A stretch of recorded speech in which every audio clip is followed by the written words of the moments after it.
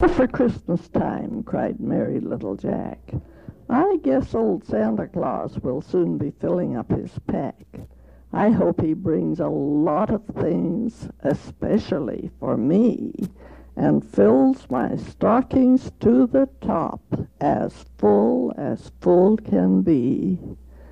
But then my stockings don't hold much. They're too small, I declare. A giant's stockings would be grand. I wish I had a pair. Now Jimmy Jenkins has a plan to get a good supply. He hangs his grandma's stockings up, but I'm afraid to try.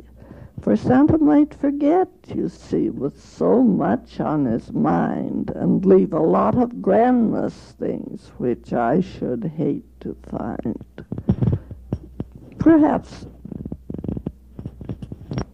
case for spectacles, a cap or darning ball, a pincushion, a neckerchief, or a little shoulder shawl.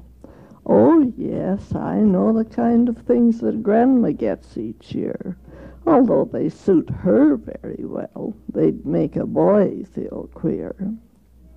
At last one day Jack said with glee, I've got a plan that suits.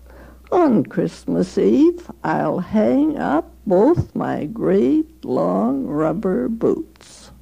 Now Christmas Eve came on apace, and over all the land the children hung their stockings up. But Jack, as he had planned, hung up his great long rubber boots, then went away to bed with only greedy, selfish thoughts crammed in his little head.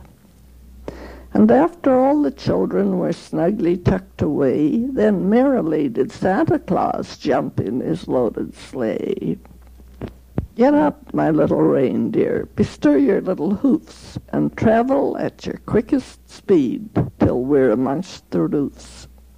A bound, a whiz, a whir, then beside a chimney top in less time than it takes to wink, those knowing reindeer stop.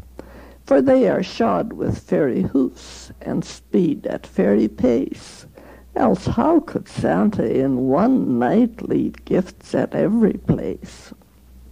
Thus speeding on, the reindeer reached the roof that sheltered Jack, and Santa, with a knowing look, drew something from his pack. A cloud passed o'er his merry face, so ruddy and so glad.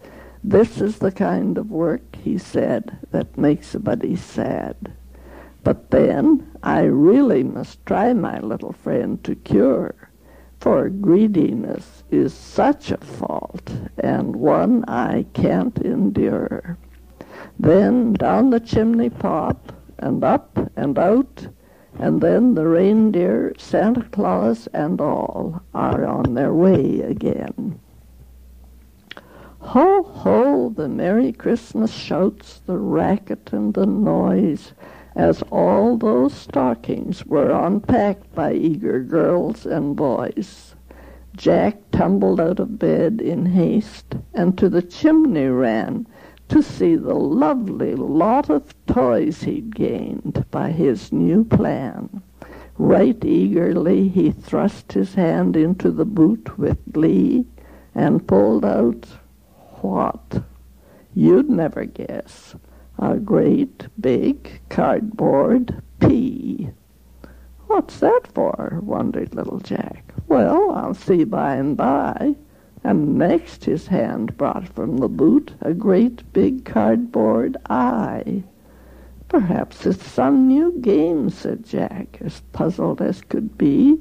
I'll try again. And next he got a great big cardboard G.